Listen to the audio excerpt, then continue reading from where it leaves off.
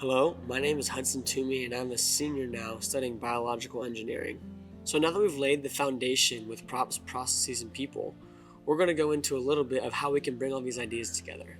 With this curriculum that we have developed, we want to create an environment where students can engage directly with the community. To make props, processes, and people most effective, we believe that engineering students should directly communicate with the community.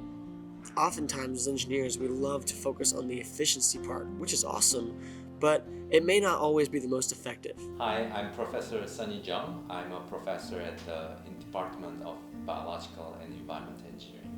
Engineers are problem solvers. So when you solve the problem, first you need to define the problems. How you define the problems, you need to talk to the customers and then just see what they need. And then the second part is solving the problem. So that is something I help mostly. So I try to help students to translate the knowledge they learned from other classes into the design process. And then once finished this is the design or making the prototype, then students will need to communicate with the customers back. So this kind of the service design is very important. So a lot of the time in engineering, we focus a lot on efficiency, making things faster, better, stronger, which is good, but for the end user in mind, we want to always make sure it's the most effective design, not always just the most efficient. Hi, my name is Christina Sheley. I am the Associate University Librarian for Research, Teaching, and Engagement at the Cornell University Library. So integrating service design in this course has been interesting because I think it's a different way for engineers to consider various aspects within the design process. So you really have to focus on the people, props, and processes as you're working through how to create a design. And often, and maybe this is a little bit of a generalization, students go from problem to solution, and this really gets you to think about the whole ecosystem in which you're working within, because you could go into many different directions, and those might not be successful because you didn't take into account the users, for example, or what training they might need to have in order to make a design successful. So information is vital in the service design environment because you have to have a deep understanding of your users, their environment, and the different contexts that surround the design in order to be successful. I really do believe that research is integral to the needs of the students in this course and for design in particular. So again, there's a lot of different contexts that have to be taken into account when you're creating something, right? You know, the people that are going to use it, the environment in which it's going to be situated, the various materials that are involved for sustainability, and all of those things come with research. And that might not be research with a big R in the sense that you're going to a database, but it might be talking to people, or it might be relying on somebody else's expertise, or going out and seeing how a user is doing something within the field. So all of those things really are vital to making a design that is successful. As we know, engineering is a very complex topic, and it can take a lot of resources such as time, energy, and money. But in the real world, when we use all these resources, we can get to the end of a project and be like, wait, this maybe is not as effective. And so we want to ensure that throughout the design process, we're engaging the people around us, engaging everyone in the community that needs to be engaged, such as the end user, so that we make a design that is effective and not just efficient. Currently in engineering, a lot of the different processes are siloed. And so the engineers will work over here on something and the marketers work over here on something. But what we're proposing with the design here is how can we connect these together? We can engage with the end user, we can engage with the different teams in the company, because we want the engineer who is making the design to have a well-rounded perspective of what the end user wants. So we are really focusing on taking some time to explore the design opportunities, doing a lot of research around the problem and the user. In many cases, we're going to spend a lot of time interviewing users, which we haven't had a chance to be able to do in the past. And so I will help students prepare for those interviews, develop questions, and then know how to break down that information once they have concluded that and can move forward. My favorite part of this course is circle back to the customers. As engineers, we don't really make a product for no one. So we need to make a product for someone. In school or in universities, what we teach, we don't really identify who are the customers. And also we didn't really talk about what's the design constraint from the customer. So this course is really talk to the real customers and then find out the problems and also find out the constraint and then what they need. And then from there, they're gonna solve the problem. So I think this is a very lifelong skills, even though they go to the companies or government sectors, they need to do this process over and over to solve many different problems. Sometimes students dream too high, so they try to come up with totally new solutions, or they want to cure the cancer, or they try to solve the really big problems.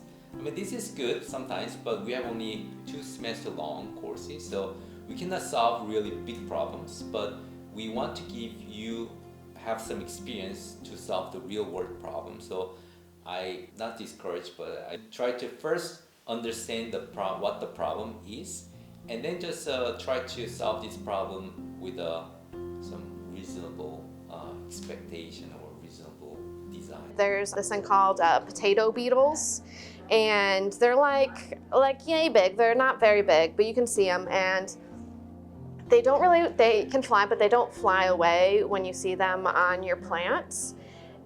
They just kind of fall to the ground. So one of the jobs for farmers, if you're not spraying them, is going around and just collecting them all and squishing them, which is kind of nasty. But somebody designed this like a windmill with like brooms, and they can churn it, and it goes round and round and round and just slaps them off of the plants and into a bucket. And you're like, genius. Just a small, simple thing, and you're like, so good. In our dream world, we want the designer to fully understand and even engage in every part of the process, from the designing to the prototyping to the marketing to understanding and communicating with the end user. Because if they're just working in a lab by themselves, tinkering with some tools or maybe doing some CADing, if they're not making it practical to the end user, then what's the point? For example, an automotive manufacturing company in Berlin was trying to make optional extras onto their car so that they could sell more product. But they ran into a little problem. In 1986, they were making 14 optional extras. And then in 2006, they made 92 optional extras, but their selling with the optional extras stayed the same.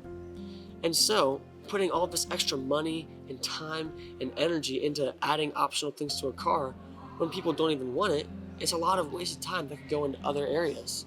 And so, we want to ensure that you, as an engineer, are prepared to tackle problems and not waste time on things that the end user is not going to want or need. So how do we resolve this kind of problem that we're seeing in engineering? Well, one solution that we have is to bring up this idea of a transitional engineer. Basically, this engineer is interacting with different parts of the process because they can understand the whole perspective. And maybe, there's a bunch of engineers on the team and they're specialists in each category, but there needs to be someone who can transition between the design, the prototyping, the marketing, and those kind of things that also understands the engineering process.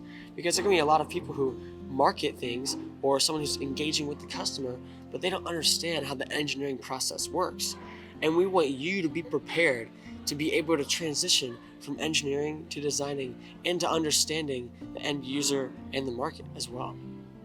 One of the main things that we think will resolve this issue is designing with people and not just for people.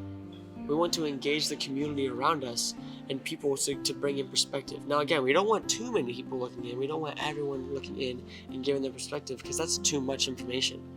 But it's important to engage and select people from the outside to make sure that we're keeping the end user in mind and to make sure that it's an effective design and not just efficient. We believe that this process and approach is so effective that we even do this as we're making these videos and as we're making this kind of curriculum. Professor Sheley is from the library, Professor Hutchison is from the engineering communication department, and Professor Jung is just from the biological engineering department. And so with all these people working together, we're making a curriculum that will hopefully be more effective and not just efficient at instructing engineering students and to prepare them for the real world.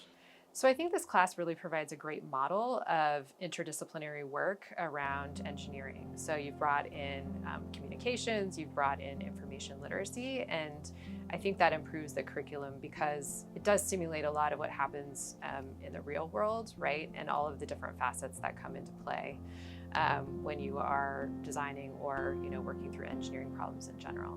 So interdisciplinary work and bringing in research skills or information literacy skills, or really even situating engineering problems within other types of contexts, whether that be sociological or sustainable, I think provides a more well-rounded curriculum overall. Again, we believe that working with people and not just for them is the most effective.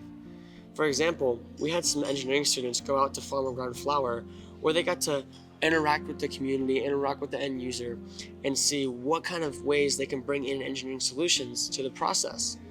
But imagine if the students had to go tell their friends how to design something when their friends didn't even come see it. Wouldn't it just make more sense for their friends to also just come see the process firsthand? That's why it's so important to work with people and not just for them. If you're an engineer sitting in the back of a lab and just working off details from somebody else and trying to design something when you may not fully comprehend or understand it yourself, wouldn't it just be so much more effective with the energy and time and even money? Just go to the site yourself and see how can we solve this with engineering processes. Going back to the automotive example, what if the engineers just went out to the people and asked, hey, what do you think you would want on your car?